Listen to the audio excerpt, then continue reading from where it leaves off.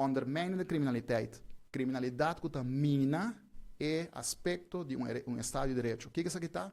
Ora que tem, por exemplo, na grande escala, corrupção está tomando lugar, e essa aqui não está atendido com ele. Então, nós tomamos nota, por exemplo, de caso do senhor ex-ministro Paul Cruz, que tá onde é exemplo, que ora que arriba grande escala, também certo tipo de suspeita aqui, que botar que era como Estado de Direito, mas make sure que não somente é uma chiquito que está falta infração, que está cometer erro, está guardo perseguir penalmente, mas também estão que está falta de respeito nas leis. Então, me se algo rato que o caso do senhor Cruz, para o que trata o retorno de governação, a causa hope dano a diferentes pessoas, que agora que não injustamente está guardando permisso, etc., para sobra que a pessoa que não vai over na bruxa o sistema, que tem biabo, não tem vista, e que basicamente justo paga para o pecador. Então, é coisa que está de lamentar, porque um direto que nós estamos enfrentando na governação aqui. Então,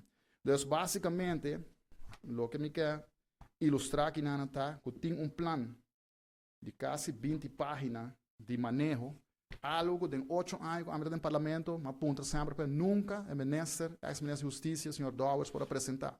E a mim, apenas parecer que acaba, nós estamos implementando, mas vai ao parlamento 2 viagens, apresentei, o senhor Dowers não tem.